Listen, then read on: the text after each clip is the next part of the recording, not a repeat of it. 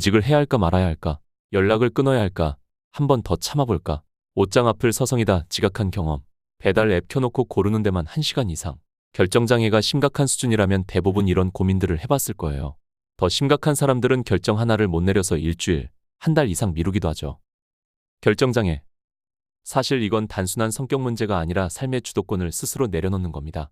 그래서 오늘은 우리가 일상에서 겪는 크고 작은 결정장애를 박살낼 수 있는, 실제로 써먹을 수 있는 13가지 방법을 설명드릴게요. 이 영상을 끝까지 보면 결정이라는 게 그렇게 어렵지 않게 느껴질 거라고 확신합니다. 그럼 시작해볼까요? 1. 선택지를 줄여라. 결정장애의 80%는 선택지가 너무 많아서 생깁니다. 예를 들어 넷플릭스에서 영화 하나 보려다가 1시간 넘게 스크롤만 내리다가 끝난 적 있으시죠? 이럴 땐 먼저 기준을 정해서 선택지를 2~3개로 줄이는 것이 핵심입니다. 오늘은 코미디 영화만 본다. 국내 영화 중에서 고른다. 이렇게 정해두면 훨씬 빨리 결정할 수 있어요. 2. 종이에 적어라. 생각은 머릿속에서 계속 돌기 때문에 점점 더 복잡해집니다. 그래서 머리로만 고민하지 말고 종이 또는 스마트폰 메모장에 선택지와 장단점을 직접 적어보세요. A한 장점, 빠르게 끝남. 단점, 결과가 애매함. B한 장점, 결과가 확실함. 단점, 시간이 오래 걸림. 글로 보면 상황이 훨씬 명확해지고 감정적인 판단도 줄어듭니다. 3. 제한 시간을 두고 결정하자. 결정할 때 무한정 시간을 주면 오히려 더 못 정합니다. 내가 이걸 오늘 안에만 정하면 돼가 아니라 딱 5분 안에 고른다 라는 식으로 스스로 마감 시간을 정해보세요. 지금부터 10분 안에 주말 여행지 결정하기. 제한된 시간 안에서는 직감도 빨리 작동하고 지나치게 고민하는 걸 줄일 수 있어요. 4. 작은 선택부터 훈련하자. 처음부터 중요한 선택을 잘할 수는 없습니다. 그래서 사소한 것부터 먼저 스스로 결정하는 연습이 필요합니다. 오늘 입을 옷, 점심 메뉴, 책 고르기.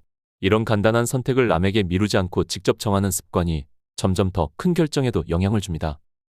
5. 후회는 하지 말자. 선택한 후에야 그때 그거 했어야 했는데, 이런 후회는 누구나 합니다. 하지만 이건 시간이 지나면 무조건 생기는 감정일 뿐 그 선택이 나빴다는 증거는 아니에요. 중요한 건 최고의 선택을 찾는 게 아니라 선택한 것을 최고의 결과로 만드는 태도입니다. 자신의 선택을 책임지는 사람이 결국 제일 멋집니다. 6. 선택 기준을 미리 정해두자. 선택을 못하는 이유 중 하나는 기준이 없어서입니다. 이럴 땐 자신만의 우선순위를 정해두는 게 좋아요. 예산이 중요한가? 시간이 중요한가? 결과의 안정성이 중요한가? 이런 기준이 뚜렷하면 어떤 선택지가 맞는지도 자연스럽게 따라옵니다. 7. 직감을 믿어보자. 생각이 길어질수록 처음에 들었던 직감이 흐려집니다. 그런데 신기하게도 많은 사람들이 나중에 후회하면서 처음에 그게 끌렸었는데 라고 말하곤 하죠. 선택이 너무 어려울 땐 처음에 무엇이 끌렸는지를 다시 떠올려 보세요. 직감은 우리의 경험과 데이터가 무의식적으로 반영된 결과일 수 있습니다. 8. 누군가에게 말로 설명해보기. 고민을 누군가에게 설명해보는 것만으로도 마음이 정리될 수 있습니다. 말을 하면서 자신의 생각이 정돈되고 어떤 방향이 맞는지도 더 빨리 보입니다. 나 지금 이직 고민 중인데 A 회사는 이렇고 B 회사는 이런 상황이야. 이렇게 말하다 보면 어느 쪽에 더 끌리는지도 스스로 느끼게 됩니다. 9. 동전 던지기 실험. 진짜 둘 중 하나를 못 고르겠다? 동전 던지기를 해보세요. 단 동전의 결과보다 던지는 순간 마음속에서 바라는 결과가 무엇인지 주목해야 합니다. 동전을 던졌는데 A가 나왔다. 그런데 마음속으로 B였으면 좋았을 텐데. 그럼 이미 답은 나와 있는 거예요. 10. 완벽주의를 내려놓자. 이번 결정은 완벽해야 해 라는 생각 자체가 결정장애의 핵심 원인입니다. 세상에 완벽한 선택은 없습니다. 대부분의 선택은 그럭저럭 괜찮은 정도로 충분합니다.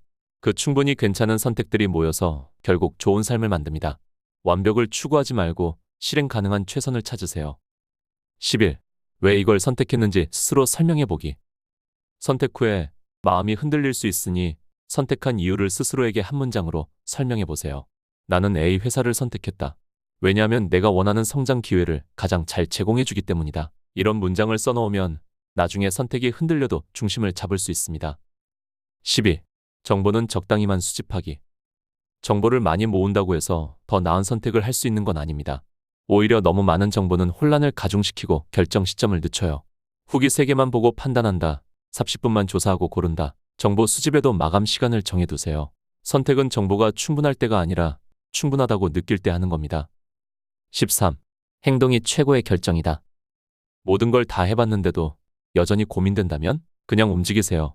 생각보다 시작하고 나서 판단이 더 명확해지는 경우가 많습니다. 머리로 계속 돌리기만 하면 아무 일도 일어나지 않아요. 이 일이 나에게 맞을까? 고민만 하지 말고 일단 한번 해보고 느껴보세요. 경험이 판단의 기준이 되어줄 겁니다. 결정장애를 극복하는 것은 단지 빠른 선택을 하기 위한 기술이 아니에요. 그것은 내 삶의 방향을 내가 직접 정하겠다는 선언이죠. 결정은 힘이 있습니다. 결정은 삶을 움직입니다. 그리고 선택하지 않는 사람은 결국 선택당하게 됩니다. 오늘 여러분이 하셔야 할 일은 단 한 가지. 작은 선택 하나라도 직접 해보는 겁니다. 오늘의 선택이 내일을 바꾸고 내일의 반복이 결국 여러분 인생 전체를 바꿔낼 수 있어요. 오늘 영상이 도움이 되셨다면 구독과 좋아요 꼭 부탁드릴게요. 라이프 리디자인은 언제나 여러분의 삶을 응원합니다.